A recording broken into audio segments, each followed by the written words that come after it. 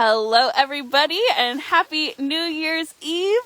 We have a little red octopus to bring in the new year, or at least celebrate the last bit of what has been 2021. This is Stina Troyer coming to you live with a whole lovely crew of wonderful beach monitors. Hi friends, and welcome to the beach for those of you tuning in. Hopefully you're staying safe and warm on this New Year's Eve. And Kenzie's also pointing out another cool friend, the Pen Point Gunnel in its glorious green. We don't often get very good service on this beach, and it is really cold, so we're going to keep tonight's live pretty short, but wanted to just show you a couple cool things that we're finding here on the beach. And really, it's this octopus, who looks very cold. It's totally fine here in this intertidal zone. You can see it's in a little pool of water here, waiting for the tide to come back up. Earlier it was crawling around a little bit. It actually squirted at us, so we might have some funny videos to show of that later. I'm also noticing, look at its cute little hermit crab friend. Oh, that's nice. But this species is the little Pacific red octopus. I don't know, maybe that was too many words. Like, what kind of octopus? Red octopus. Great. I think common names are fun because you can call it whatever you want. But look at its cool texture. Octopus is the master of disguise. They can change the texture of their skin as well as the color to help blend in. So if we look closely, we might notice its chromatophores doing that cool color changing effect. I also get a good look at its suckers here.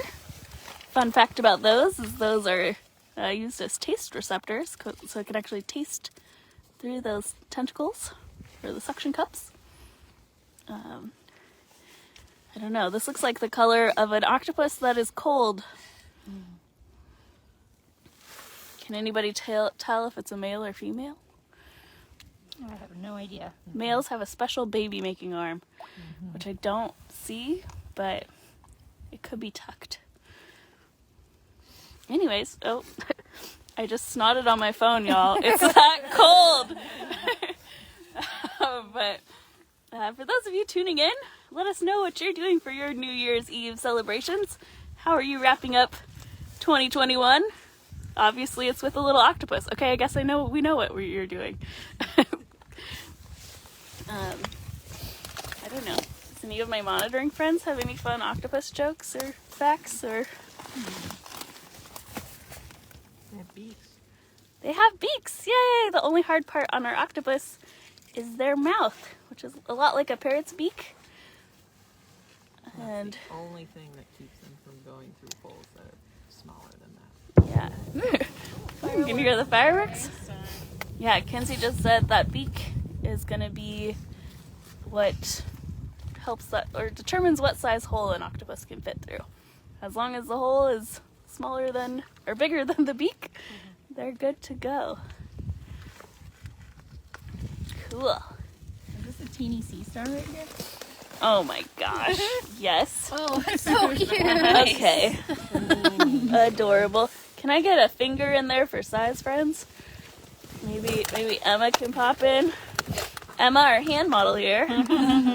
Where I can't see them from the back. It's too tiny to even see. Right there. Yes.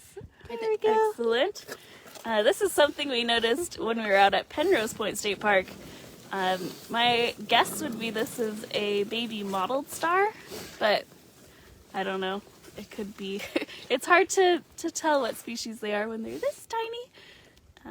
This is one I would put on my nose because I think it's so cute, but I think my nose is too cold for that.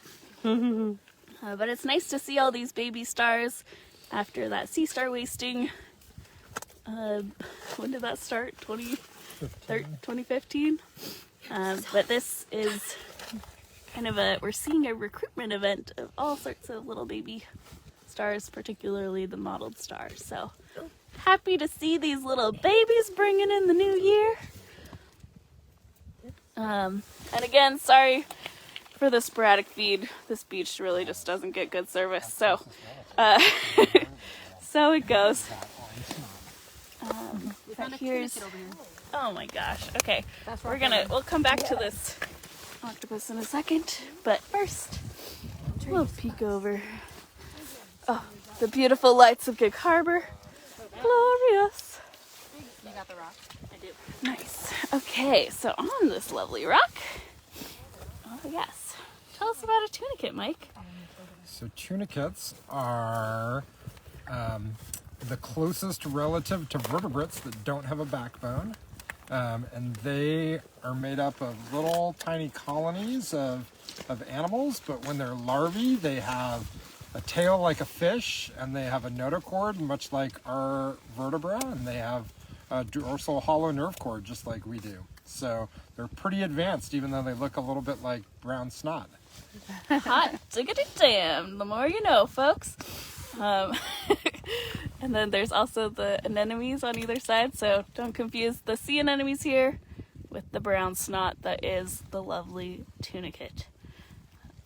There's another animal on this rock, the 8-plated chitin. This is a woody chitin.